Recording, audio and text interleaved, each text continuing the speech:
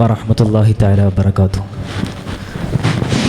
നമുക്കിന്ന് ഇവിടെ ചർച്ച ചെയ്യാനുള്ളത് 1921 നടന്ന മലബാർ കലാപത്തെക്കുറിച്ചാണ്. ഈ 1921 നടന്ന ഈ ഒരു സംഭവത്തെ എങ്ങനെ സംബോധനം ചെയ്യണം എന്നിടത്തുള്ളത് തന്നെ മലബാർ കലാപത്തിൻ്റെ ചരിത്ര വായനയിലെ സങ്കീർണതകൾ നമുക്ക് വ്യക്തമാകുന്നുണ്ട്. മലബാർ കലാപത്തെ പലരും പല രീതിയിലാണ് ഇപ്പോൾ വായിച്ചു കൊണ്ടിരിക്കുന്നത്. ചിലർ മലബാർ എന്ന സ്ഥലപ്പേരിലേക്ക് നോക്കി ആ സ്ഥലത്തെ അടിസ്ഥാനമാക്കിയുള്ള രീതിയിലാണ് വായിക്കുന്നത് നമുക്ക് കാണാൻ സാധിക്കും. എന്നാൽ മറ്റു ചിലർ വായിക്കുന്നത് മുസ്ലിമീങ്ങൾ അല്ലെങ്കിൽ മാപ്പിളമാർ എന്നുള്ള രീതിയിൽ അതിനെ വായിക്കുന്നവരുമുണ്ട്. മറ്റു ചിലർ അതിനെ വായിക്കുന്നത് കർഷകരിലേക്ക് ചേർത്തിയിട്ടാണ്. അന്ന് കൃഷിയും കർഷകരും വളരെ പ്രാധാന്യമർഹിക്കുന്ന ഒരു കൂട്ടരായിരുന്നല്ലോ. എന്നാൽ മറ്റു ചിലർ വായിക്കുന്നത് അന്നത്തെ കുടിയാന്മാരായിട്ടുള്ള അന്നത്തെ സാമൂഹിക നിലയിലേക്ക് നോക്കിയിട്ടാണ്. എന്നാൽ മറ്റു ചിലർ അതിനെ വായിക്കുന്നത് ആ സമര ലക്ഷ്യം സ്വാതന്ത്ര്യം എന്നുള്ളതായിരുന്നു അന്നത്തെ ലക്ഷ്യം തന്നെ. ആ ഒരു ലക്ഷ്യത്തിലേക്ക് ചേർത്തി അതിനെ വായിക്കുന്നതായി നമുക്ക് കാണാൻ സാധിക്കും. ഇവിടെ മലബാർ, അതായത് വിശേഷ മലപ്പുറത്തെയാണ്. മലപ്പുറം എന്ന് പറയുമ്പോൾ തന്നെ നമുക്കറിയാൻ സാധിക്കും, മലപ്പുറം ഒരു മുസ്ലിമീങ്ങൾ തിങ്ങിപ്പാർക്കുന്ന ഒരിടമാണ് മലപ്പുറം എന്നുള്ളത്. ആ ഒരു രീതിയിലാണ് ഇതിനെ പലരും വായിച്ചിട്ടുള്ളത് നമുക്ക് കൂടുതൽ സാധിക്കാൻ കഴിയും. മാത്രമല്ല, ഒരു അപരവൽക്കരണവും വർഗീയതയും മുസ്ലിമീങ്ങളെ മാറ്റി നിർത്തുവാനുള്ള ഒരു ശ്രമവും മലബാർ കലാപത്തിൻ്റെ ഭാഗമായി നമുക്ക് കാണാൻ സാധിക്കും. പക്ഷേ ഇവിടെ മനസ്സിലാക്കേണ്ട ഒരു കാര്യം, ഇത്തരത്തിൽ അവർ അധികേറും അടിച്ചമർത്തിയിട്ട് പോലും എതിർഭാഗത്ത് നിൽക്കുന്ന ആളുകളെ മുട്ട വിറപ്പിച്ചുകൊണ്ടുള്ള ഒരു സംഭവമായിരുന്നു മലബാർ കലാപം എന്നുള്ളത്. പക്ഷേ എനിക്ക് തോന്നുന്നത് ഇവിടെ മലബാർ കലാപം എന്ന ചർച്ചയിലേക്ക് പോകുന്നതിന് മുന്നേ ഇതിൻ്റെയൊക്കെ അടിസ്ഥാനം ഖിലാഫത്ത് പ്രസ്ഥാനം എന്നുള്ള ഒരു പ്രസ്ഥാനമാണ്. അതിൻ്റെ നേതാക്കന്മാരാണ് ഈ മലബാർ കലാപത്തിന് നേതൃത്വം നൽകുന്നതും അതിനെ മുന്നോട്ട് നയിക്കുന്നതും. അതുകൊണ്ട് മലബാർ കലാപം ഇവിടെ ചർച്ച ചെയ്യേണ്ട ഒരു വിഷയമായി എനിക്ക് തോന്നുന്നുണ്ട്. അതെ, താങ്കൾ പറഞ്ഞ പോലെ ഈ വേദിയിൽ തീർച്ചയായും ഖിലാഫത്ത് പ്രസ്ഥാനത്തെക്കുറിച്ച് ചർച്ച ചെയ്യണം. ഖിലാഫത്ത് പ്രസ്ഥാനം തുറന്നത് തന്നെ ഒന്നാം ലോക മഹായുദ്ധത്തിൻ്റെ അവസാനത്തിലാണ്. അന്ന് ഈ മുസ്ലിം ആഗോള നേതൃത്വം ഉസ്മാനിയ ഖിലാഫത്തിനാണ്. ഈ ഖിലാഫത്ത് ഉസ്മാനിയനെ തീർത്തും ഇല്ലായ്മ ചെയ്തു ബ്രിട്ടൻ എന്ന സഖ്യകക്ഷി. അതിനെ ഒരു പ്രതിഷേധം എന്ന നിലക്കാണ് ഖിലാഫത്ത് നിലവിൽ വരുന്നത്. 1920 ഖിലാഫത്ത് സന്ദേശം ഉണ്ടാകുകയുണ്ടായി. അത് അയച്ചത് ബ്രിട്ടീഷ് വൈസ്രോയ്ക്കാണ്. ആ സന്ദേശം എന്തെന്നാൽ, തീർച്ചയായും തുർക്കിയുടെ കാര്യത്തിൽ ഒരു തീർപ്പുണ്ടാക്കണം. അങ്ങനെ ഉണ്ടായില്ല എങ്കിൽ ഇന്ത്യയിലെ ഹിന്ദു മുസ്ലിം ഒന്നടക്കം ബ്രിട്ടനുമായി നിസ്സഹരിക്കേണ്ടി വരും എന്നാണ് ആ സന്ദേശത്തിലൂടെ വൈസ്രോയ്ക്ക് അറിയുകയുണ്ടായത്. എന്നിട്ടും ഗാന്ധിജി പോലുള്ള വലിയ നേതാക്കൾ അതിൽ കാര്യത്തിൽ തലയിട്ടിട്ടും ആ വൈസ്രോയി അതിൽ മെയിൻ പോലും ചെയ്തില്ല. അതോടെ നിസ്സഹരണ സമര മാർഗത്തിലൂടെ തീർത്തും വൈസ്രോയിയെ തള്ളിപ്പറയുകയാണ് ഉണ്ടായത്. അത് പിന്നീട് വലിയ പ്രശ്നങ്ങൾക്കും വലിയ ചർച്ചകളിലേക്കാണ് മാറിപ്പോയത്. ഗാന്ധിജിയുടെ ഒരു ആഹ്വാനം അന്ന് ആനിബസ് എന്ന കോൺഗ്രസ് നേതാവ് തീർത്തും നിരസിച്ചു. ആ ആഹ്വാനത്തിൽ എന്നാൽ ഖിലാഫിയ പ്രസ്ഥാനത്തിൻ്റെ സംബന്ധിച്ചുള്ള ചില കാര്യങ്ങൾ നടപ്പിലാക്കണമെന്നായിരുന്നു. അത് പിന്നീട് വോട്ട് ചെയ്ത് ആനിബസിനെ തോൽപ്പിച്ച് ആ കാര്യങ്ങൾ ഇവിടെ നടപ്പിലാക്കിയതും മഞ്ചേരിയിൽ നടന്ന മലബാർ ഡിസ്ട്രിക്ട് നാഷണൽ കോൺഗ്രസിലാണ്.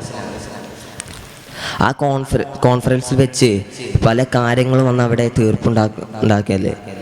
അന്ന് ഖിലാഫത്ത് പ്രസ്ഥാനത്തിലെ വലിയ സമരങ്ങളാണ് പിന്നീട് മലബാർ കലാപം, മാപ്പിള കലാപം, കർഷലേള എന്നൊക്കെ പറയുകയുണ്ടായത്. ഇദ്ദേഹം പറഞ്ഞതുപോലെ കേരളത്തിലെ ബ്രിട്ടീഷ് വിരുദ്ധമായ കലാപങ്ങൾ വളരെയേറെ ശ്രദ്ധേയമായ ഒരു സമയത്താണ് 1921 ആണ് ഈ മലബാർ കലാപം എന്ന് പറയുന്ന ഈ മാപ്പിള ലഹള, അതായത് മലബാർ കലാപം ഉണ്ടാകുന്നത്.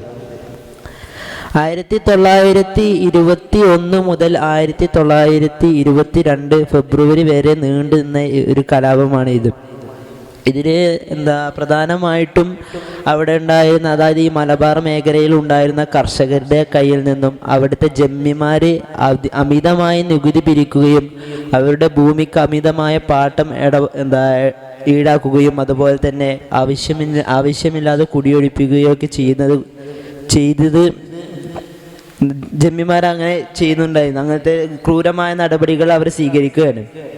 അപ്പോൾ ഇതിൻ്റെ എല്ലാം പിന്നിൽ പ്രവർത്തിച്ചിരുന്നത് അന്നത്തെ കാലത്ത് ബ്രിട്ടീഷ് നേതാക്കന്മാരായിരുന്നു ഇതിൻ്റെ എല്ലാം ഉന്നതങ്ങളിൽ ഉണ്ടായിരുന്നത്. ഇതിൻ്റെ കാര്യങ്ങളെല്ലാം തീരുമാനിച്ചിരുന്ന അവരായിരുന്നു. അപ്പോൾ ഇതിനെല്ലാം ഖിലാഫത്ത് പ്രസ്ഥാനം, അന്ന് നമ്മുടെ ഈ കേരളത്തിൽ ഈ മലബാർ മേഖലയിലെല്ലാം ഖിലാഫത്ത് പ്രസ്ഥാനം വളരെയേറെ പ്രചാരം കൊണ്ടുവരുന്ന ഒരു സമയമാണ്. അപ്പോൾ ഈ ഖിലാഫത്ത് പ്രസ്ഥാനത്തിൽ ഈ മലബാറിൽ ഏറ്റവും കൂടുതൽ ഉണ്ടായിരുന്നത് മുസ്ലിങ്ങളായതുകൊണ്ടും അതുപോലെ തന്നെ ഈ ഖിലാഫത്ത് പ്രസ്ഥാനം ഈ പാവപ്പെട്ട കർഷകരെ ചൂഷണം ചെയ്യുന്നത് കൊണ്ടും ഖിലാഫത്ത് പ്രസ്ഥാനം അവർക്കെതിരെ ആയിരുന്നു. ഈ ബ്രിട്ടീഷുകാർക്കും ജന്മിമാർക്കും എതിരെയായിരുന്നു ഈ ഖിലാഫത്ത് പ്രസ്ഥാനം നിലകൊണ്ടിരുന്നത്.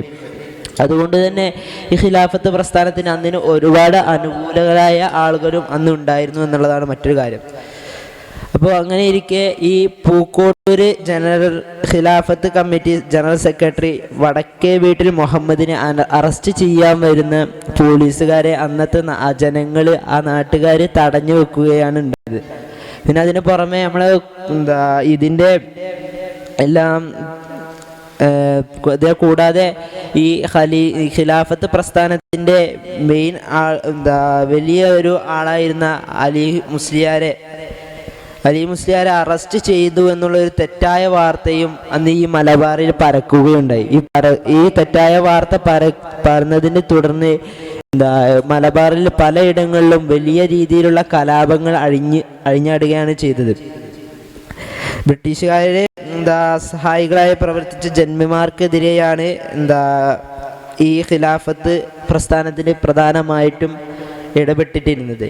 അപ്പോൾ ഈ ഖിലാഫത്ത് പ്രസ്ഥാനത്തിനെതിരെയായിട്ട് അതായത് ഈ മലബാർ കലാപങ്ങൾ എത്രത്തോളം അവർ അടിച്ചമർത്താൻ ശ്രമിച്ചു എന്നുള്ളതിൽ വളരെ വലിയ ഉദാഹരണമാണ് ജാലിയൻവാലാബാഗ് കൂട്ടക്കൊല, വാഗൺ ട്രാജഡി. ഇതെല്ലാം വാഗൺ ട്രാജഡി നമുക്കറിയാം. ഒരു ട്രെയിനിൽ എത്രത്തോളം എന്ന് പറഞ്ഞാൽ നിൽക്കാൻ പോലും സ്ഥലമില്ലാത്ത രീതിയിൽ കുത്തിക്കയറ്റിയിട്ടാണ് അതിനെപ്പറ്റി പറയുമ്പോൾ തന്നെ നമുക്ക് വളരെ സങ്കടകരമായ ഒരു കാര്യമാണ്.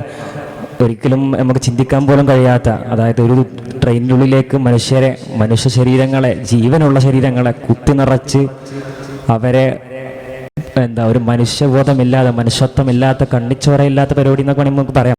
ആ രീതിയിലാണ് അവരതിനെ ചെയ്യുന്നത്. അപ്പോൾ ഞാൻ പറഞ്ഞത് അതിനെക്കുറിച്ച് അങ്ങനെ ഒരു രീതിയിൽ നമുക്ക് വർണ്ണിക്കാം സാർ. അതെ, അങ്ങനെ ചെയ്ത് ഇവിടുന്ന് നമ്മളെ നിലമ്പൂരിൽ നിന്ന് അങ്ങനെ ആ ട്രെയിനിൽ 150ഓളം കിലോമീറ്റർ കോയമ്പത്തൂരിലേക്ക് അങ്ങനെ അവരെ കൊണ്ടുപോവുകയാണ്. ആ കൊണ്ടുപോകുന്ന സമയത്ത് അതിനുള്ളിൽ വായും പ്രകാശവും ഒന്നും ലഭിക്കുന്നില്ല അവർക്ക്. അങ്ങനെ ശ്വാസം പോലും എടുക്കാൻ അവർക്ക് കഴിയുന്നില്ല. അത്രയും ബുദ്ധിമുട്ടിക്കൊണ്ടാണ് അവർ അത്രയും ദൂരം യാത്ര ചെയ്തത്. പിന്നെ അതിൻ്റെ ഇടയിൽ 2-3 ഷൊർണൂർ അതുപോലെ വേറെ ഏതൊരു സ്ഥലത്ത് കൂടിയിട്ട് അന്ന് ഇടയ്ക്ക് വെച്ച് ട്രെയിൻ നിർത്തിയെങ്കിലും അന്ന് അവിടെ ആ ട്രെയിനകത്തുണ്ടായിരുന്നവർ ഒരുപാട് കൊട്ടി വിളിച്ചു. അവർക്ക് ശ്വാസം പോലും ലഭിക്കാത്തൊരവസരത്തിൽ അത്രയും വേദനയോടെ അവർ കൊട്ടി വിളിച്ചെങ്കിലും ഈ ബ്രിട്ടീഷുകാർ കണ്ണിച്ചോരയില്ലാത്തൊരു രീതിയിൽ അത് തിരിഞ്ഞു നോക്കാതെ, അതൊരു കാര്യമാക്കാതെ അവർ വീണ്ടും ആ ട്രെയിൻ എടുത്തുകൊണ്ട് കോയമ്പത്തൂരെത്തി. അവിടെ എത്തിയിട്ട് ആ ട്രെയിൻ തുറന്നു നോക്കിയപ്പോൾ ഒരുപാട് പേര് മരിച്ചു കിടക്കുന്നതാണ് അതിൽ കാണാനിടയായത്. ഒരുപാട് പേര് സ്വന്തം അങ്ങോട്ടും ഇങ്ങോട്ടും പിച്ച് ചീന്തി മരിച്ച് കിടക്കുകയും അതുപോലെ പേര് ശ്വാസം മുട്ടിയും പിന്നെ അതുപോലെ ഒരുപാട് പേര് അവരുടെ വിസർജനത്തിൽ മുങ്ങി രീതിയിൽ അങ്ങനെയും കിടന്നിട്ട് മരണപ്പെട്ട രീതികളാണ് അതിൽ നമുക്ക് കാണാൻ കഴിഞ്ഞിട്ടുണ്ട്.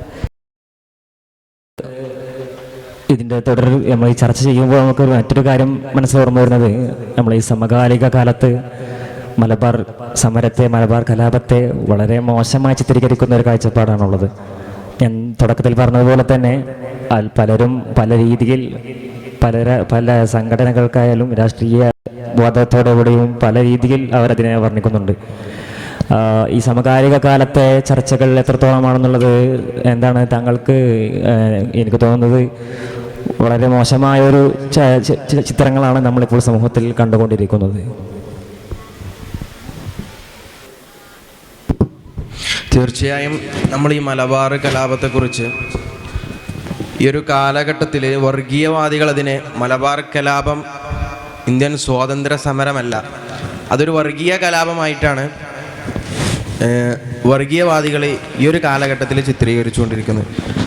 നമുക്ക് തീർച്ചയായിട്ടും അതൊരു സ്വാതന്ത്ര്യ സമരമാണ് എന്നുള്ളത് ഇതിനെ എതിർക്കുന്ന ആളുകളിൽ നിന്ന് തന്നെ നമുക്കതിനെ മനസ്സിലാക്കാൻ സാധിക്കും. കാരണം ഈ ഒരു അടുത്ത് നമ്മുടെ മലബാർ കലാപത്തിൻ്റെ 100ാം വാർഷികം വന്ന സമയത്ത് അതിൻ്റെ വിപുലമായ പരിപാടികൾ നടത്താൻ നേതൃത്വം കൊടുത്തത്, അതായത് മലബാർ സമരം സ്വാതന്ത്ര്യ സമരമാണ് എന്ന പേരിൽ അതിൻ്റെ 100ാം വാർഷികാചരണത്തിന് നേതൃത്വം കൊടുത്തത് തന്നെ ഇതിനെ വർഗീയവൽക്കരിക്കുന്ന ആളുകളാണ്. അതുപോലെ തന്നെ ഇന്ന് ഇന്ത്യയിലെ പ്രധാനമായ ഇന്ത്യ ഭരിക്കുന്ന പാർട്ടി അതിലെ സമുന്നതനായ ഒരു നേതാവ് കേരളത്തിലേക്ക് വന്ന സമയത്ത് അദ്ദേഹം പറഞ്ഞിട്ടുണ്ടായിരുന്നു,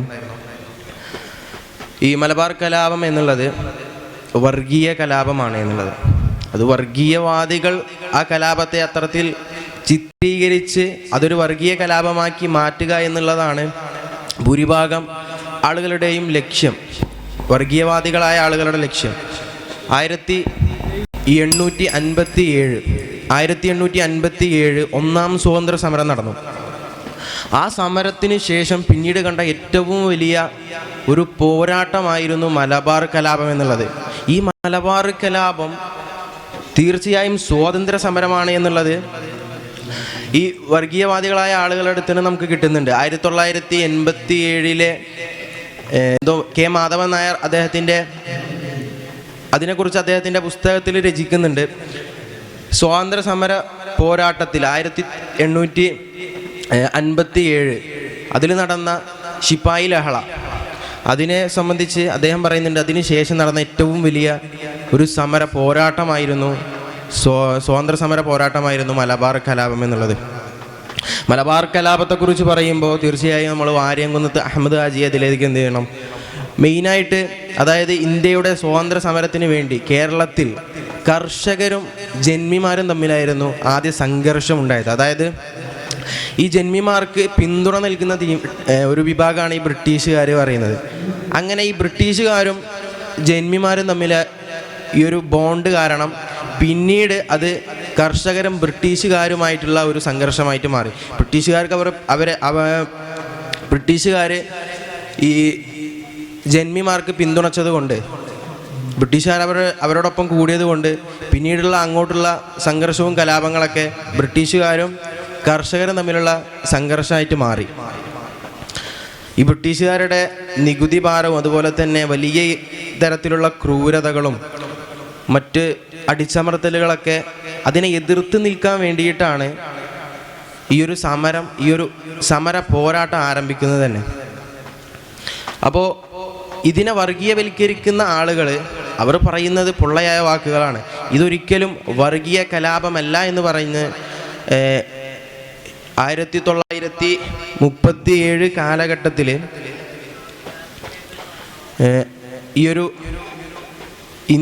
കേരളത്തിൽ വന്നിട്ട് ബ്രിട്ടീഷുകാരുടെ കൂട്ടത്തിൽ കേരള കർഷകരെ അധികമായി ക്രൂരമായി പീഡിപ്പിച്ച ഒരു ഹിച്ച്കോക്ക് എന്ന് പറയുന്ന ഒരു പോലീസുകാർ, അദ്ദേഹത്തിൻ്റെ ഡയറിയിൽ ഞാൻ കുറിച്ചിട്ടുണ്ട്.